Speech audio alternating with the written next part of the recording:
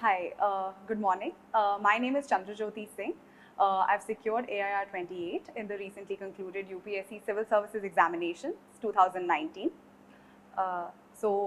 Basically, I've been asked to give a talk, and here first I'd like to just delineate the structure. First, I'll delve into a little bit of my background, then I'll move on to my journey with the civil services, and thirdly, I'd like to focus on my strategy to optimize my preparation. So first of all, something about myself. Right. So my dad served in the army. He was an army doctor, and my mother is also a retired army officer. I grew up in multiple cities across India, mostly North India, because that's where we were posted. I eventually joined St. Stephen's College to pursue my graduation in history. I graduated in 2018. Since I was just 20 years old that time, I decided to take a gap year and prepare for the civil services examination. I gave my first attempt in 2019, and with God's grace, I have been successful. Right. So that is something about myself, and now I'd like to basically move on to my journey. First of all, before you begin your civil services preparation, look into yourself and decide what is the motivation to clear the civil services, right? So two things for me were my motivators. First of all, I'd seen my parents serve the nation in the army, and that obviously motivated me a great deal to do my bit for the nation. And secondly, I felt that this is something my parents would be proud of. So it was a two-way street, right? I wanted to clear the examination because I wanted to serve the nation, and I also wanted to make my parents proud. At the end of the day, when you are at your lowest during this examination preparation, you have to look for and keep coming back to the motivators why you decided to go for civil services. Right. So after I decided on my motivation, I first figured out a prep plan for myself, which I would suggest each and every one who is appearing for civil services should take the time out to do. Because at the end of the day, everyone is working hard. The point is to work smartly so that you reduce your effort and you clear this exam in your first go. Let me just take you through my journey. For the first 6 months after my graduation exams, I focused on completing the syllabus. NCERT books, as they say, are a must. However, I had read the basic sources, the NCERTs for the basic subjects in my third year itself. In my gap year, I decided to take it further. So in the first 6 months, I tried to complete the syllabus as per the UPSC, the nitty-gritties that they say. So each and every word and each and every keyword, is important. So nothing can be missed in this preparation. I tried to pair my GS preparation with my optional preparation. My optional was history. So in the first 6 months, I completed the entire syllabus. Thereafter, I decided to go for multiple revisions, which is what anyone should do if they hope to clear this examination, because after all, revision is key, and we're all humans. We tend to forget the moment we're done with the particular subject. So I would say revise, revise, and revise. Besides revision, what you should also start doing after your syllabus is over is focus on mains answer writing practice, because answer writing is very important, and it's a stress situation in the examination. So you are already stressed, you have limited time, and the only way to score good marks in mains, I would say, obviously is reading, doing your hard work, but also you have to test yourself, in your mains test series. I took my mains test series after I had, so I started writing my answer after I finished my syllabus in the first 6 months. After I finished the syllabus, I also started taking certain mocks for the prelims. I would say that you should do this side by side along with the revision.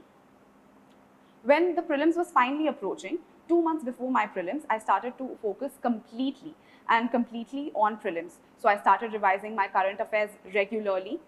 I also started revising the basic sources, the NCERTs, the Spectrum book for history, and other such basic sources multiple times. Since I had handwritten notes for many of these, my revision became much more easier for me.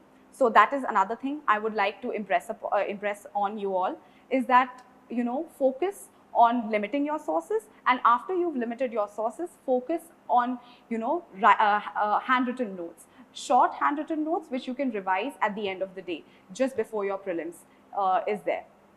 After prelims, I decided to just focus on my mains preparation, as I felt that I had done sufficiently well. I took 2 mains test series for my mains examination. The first was Vision IAS and the second was Forum IAS mains test series. I also took my essay test series from both the same institutions for my mains preparation.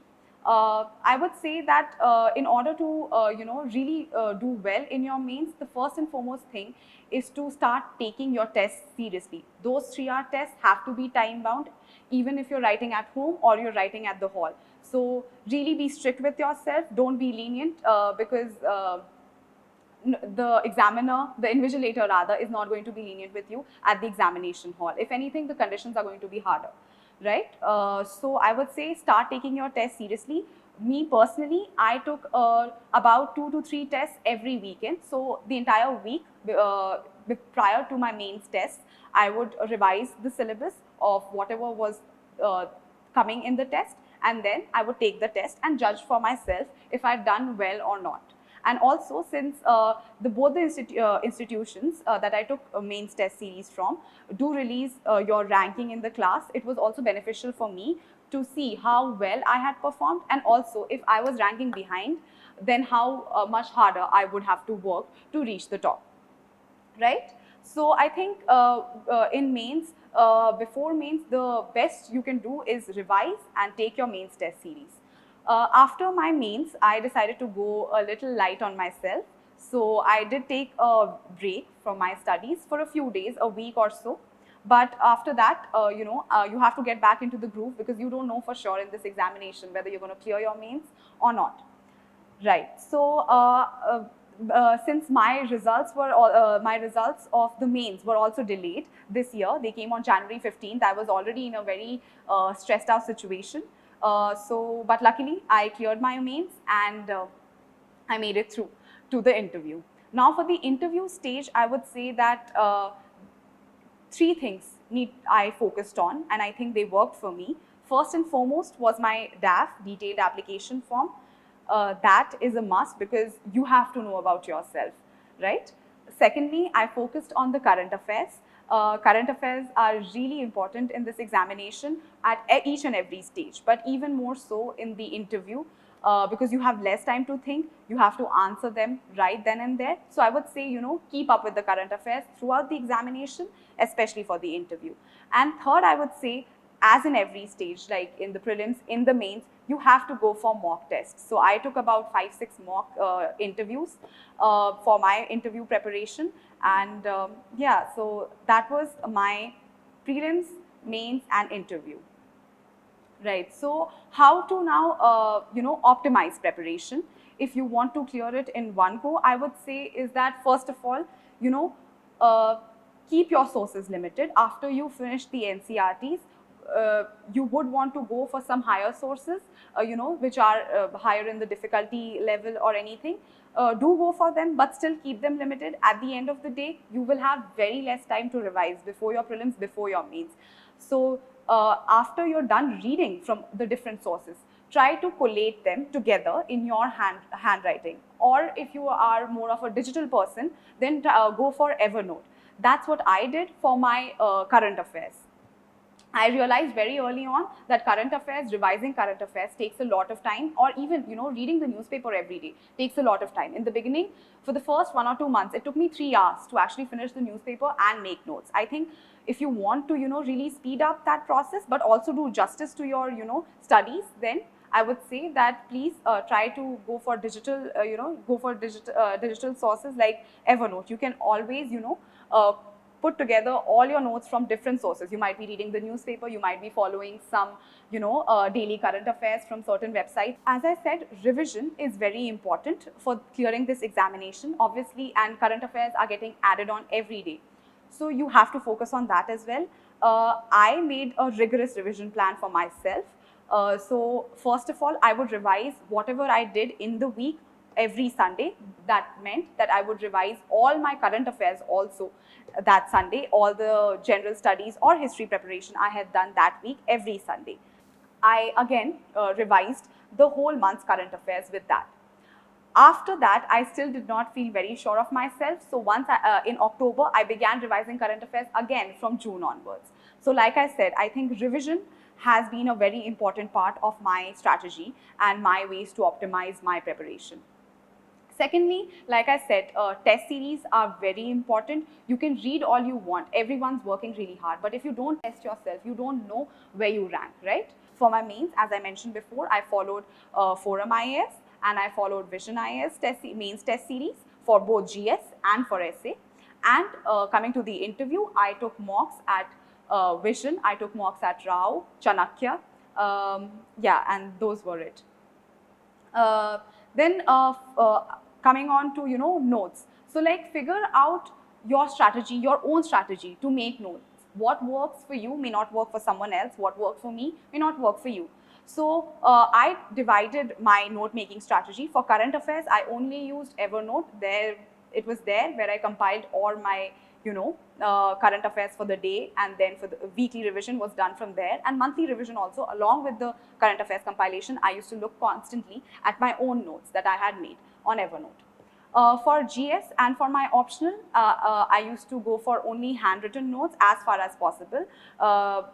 Because number one, it helped me in remembering in that moment, and I also tried to shorten the content that I had by making flow charts or by making maps. Making flow charts and maps is also important in your own notes, because this will prepare you for your mock test and eventually your mains examination. Because at the end of the day, you have to make your copy stand out, right? So if you go for flow charts in your answer scripts or you go for maps in your answer scripts, definitely your answer will get an X factor, an edge above the other candidates. But to do that, you have to start from the basics. That is, you have to make your notes in such a way that there are flowcharts already incorporated. You remember these and you can then reproduce them in the answer script. Then a lot of students have doubts regarding certain keywords in the syllabus that the UPSC publishes. I would say that for these certain keywords or certain topics, not a great many sources are available. So I would suggest that just Google these particular topics and write UPSC as the keyword. You will find multiple sites such as Insights IAS or Civils Daily, these are the two I use whenever I could not find anything on a particular topic, or many other sites also come in your search result. So please do that if you cannot find a traditional source for a particular topic. Coming to my optional, I took history as my optional because it has always been my favorite subject. I did my graduation in history. I really love the subject. So I felt that I would be really comfortable with it and I can read it for long hours without getting bored even one bit. So even then, I, like in the middle, I would think, oh, like, did I make the right choice? So what I would say is, please, if you want to save yourself from any sort of regret and all, go through the syllabus and see if you can read this subject for long hours. And if you think you have a knack for this subject, you can grasp it easily. Don't take an optional, people say that, oh, take anthropology or sociology, but choose an optional that works for you. And don't go by, what other people are saying, whether an optional is scoring or the subject is, the syllabus is less for the particular subject. Even if the syllabus is vast, you will do well if you have that motivation for that subject. So for my optional preparation, I took obviously notes from my graduation. They carried forward and they really helped me during my optional preparation. Along with that, I obviously went for the basic sources such as Professor Upinder Singh's book for ancient India. For medieval India, I stuck with Satish Chandra, and then for modern India, I went for Bipin Chandra and Shekhar Bandyopadhyay. For world history, I went for Norman Low, Jain and Mathur, and then at the end of the day, as I said, Google if you cannot find any information in the traditional sources. That will take you forward.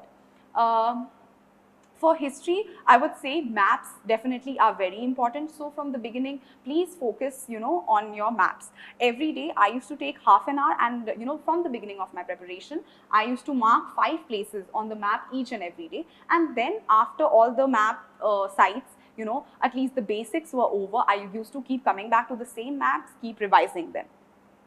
So map is definitely very important. Like I said, for the other GS and your prelims, mocks again become very important. I again took mocks for my optionals. I went to GS core for my mocks, as well as self-study history for my mocks. And I think that paid off, going for these mocks and focusing on maps is a must. I would reiterate that, because maps can be very confusing for me also. I think it took me a long time to grasp it, but if you just stick with it, you work hard, you will definitely be able to grasp it. Now, I'd also like to come to, the problem that most of the UPSC aspirants face. After you get your sources, after you have made your study plan and everything, how to stick with it, how to be disciplined and how to not get demotivated. So like I said in the beginning, you have to think, why do I want to take the UPSC examination? And each time you get demotivated, whether you're tired of studying, or you feel like your score is too low and you won't be able to clear the examination, I suggest go back to the same motivation, what drove you here and what will carry you forward. So motivation, obviously, your reasons for your motivation are very important, first and foremost. Secondly, I think not many people talk about it, but mental health is extremely important, during the UPSC preparation, especially in a time like COVID.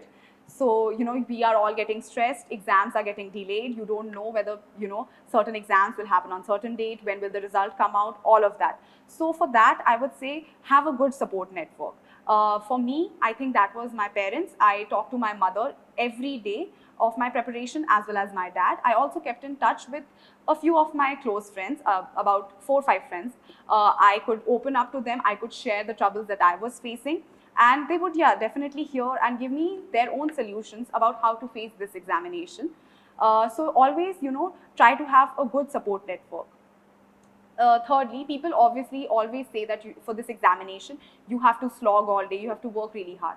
That is definitely there. Hard work is a key component, but I would also say smart studying, and take time to, relax. Don't get too stressed. Always relax, if you're getting low scores or if you're tired of studying, just take a break. I used to take a break, from my studies every 20 days. I would, watch a movie, or, just relax or read a new book. It's something that is not from the syllabus, just to ease my mind.